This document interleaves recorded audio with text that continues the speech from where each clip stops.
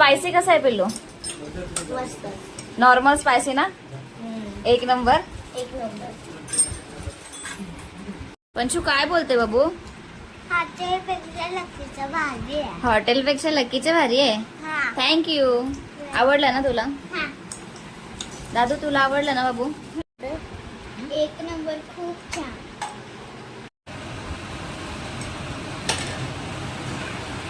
Jadhav madam कशी वाटते service आमच्या घरगुती हॉटेलची? कारण तुम्ही नेहमीच हॉटेलमध्येच खाता ना. मुलुंडच्या हॉटेलवाले बोलत असतील आज आमचा धंदा नाही झाला. आज मला घनसोलीवाल्यांचा धंदा करू. Okay okay. हे घे नूडल्स वगैरे घ्या.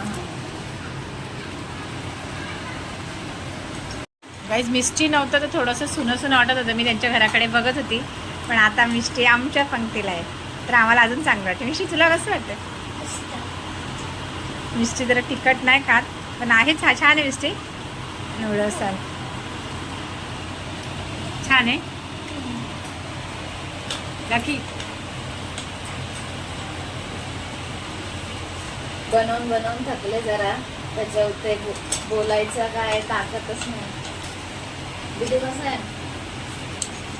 एक नंबर. दीदी बोलली थोडंसं अजून वेगळं थोडं चटणी टाकून. लॉलीपॉप होते. कसं आहे? मिष्टी तुला भरू का? हे कसं आहे बघ खा. मिष्टी गाईज आमचे मेंबरमध्ये येते ते आम्हाला चांगलं वाटते. मिष्टी आमची फॅमिली मेंबर आहे. आमची खास पोर आहे ती खास पोर आहे मिष्टी.